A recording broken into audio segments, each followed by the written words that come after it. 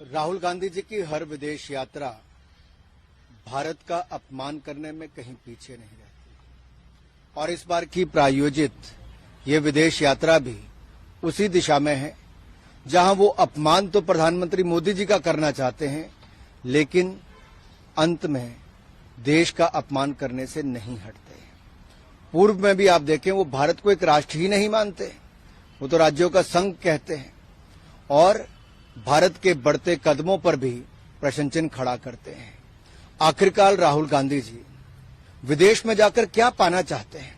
इस प्रायोजित कार्यक्रम के अंतर्गत वो क्या प्राप्त करने गए हैं? क्या देश के ऊपर कीचड़ उछालना ही उनका एक काम रह गया है?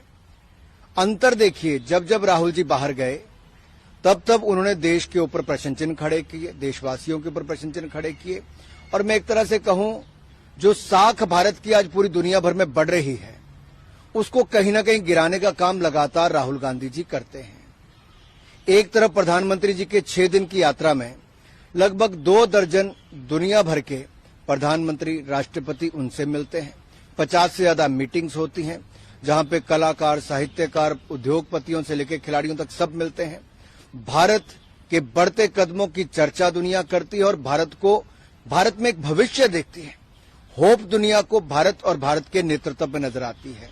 दुनिया के बड़े नेता जब ये कहते हैं कि मोदी जी दुनिया के सबसे लोकप्रिय नेता हैं और बार बार एक नहीं अनेक ऐसे सर्वेस में पाया जाता है। ऑस्ट्रेलिया के प्रधानमंत्री कहते हैं prime minister Modi is the boss. शायद राहुल गांधी जी को यह बात भी हजम नहीं हुई। इटली की प्रधानमंत्री ने जब कहा कि मोदी जी दुनिया के सबसे लोकप्रिय नेता हैं और किसी देश के प्रधानमंत्री अगर उनको अभिनंदन पांव छूकर करते हैं, शायद ये 75 वर्षों में कभी नहीं हुआ, तो कांग्रेस इसको हजम नहीं कर पाई। और जब देश इस बात का खुशी मनाता है कि हमारे नेता के कारण 140 करोड़ देशवासियों की मान सम्मान बढ़ता है, भारत का मान बढ़ता है, दुनिया भारत में उम्मीद, होप देखती है, तो शायद ये कांग्रेस हजम नहीं कर पाती। और जिस कालखंड की बात राहुल गांधी जी करते हैं कि 80 के दशक में दलितों पर अत्याचार होता था, अनुसूचित जाति के परिवारों पर अत्याचार होता था, तब देश और प्रदेश में, उत्तर प्रदेश में कांग्रेस की ही सरकारें थी। शायद वो बाहर जाके बताना चाहते थे कि इनके समय दलितों पर, अल्पसंख्यकों पर अत्याचार होते थे।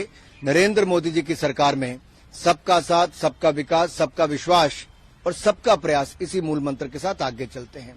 इनके समय लड़खड़ाती, चरमराती अर्थव्यवस्था थी, आज दुनिया की 5वीं सबसे बड़ी अर्थव्यवस्था हो गई है। इनके समय हिंदुस्तान की परंपराओं को मारने का काम किया जाता था, ये पश्चिमी संस्कृति की ओर देखते थे। नरेंद्र मोदी जी ने कला, संस्कृति और अपनी परंपराओं को एक बार फिर जगाने का काम किया है। हमने गुलामी की मानसिकता से बाहर निकलने का काम किया और अपने गौरवशाली इतिहास पर गर्व करने का काम किया। कांग्रेस ने अपने गौरवशाली इतिहास को सदा दबाने का काम किया और गुलामी की मानसिकता के साथ देश को चलाने का। यही अंतर है।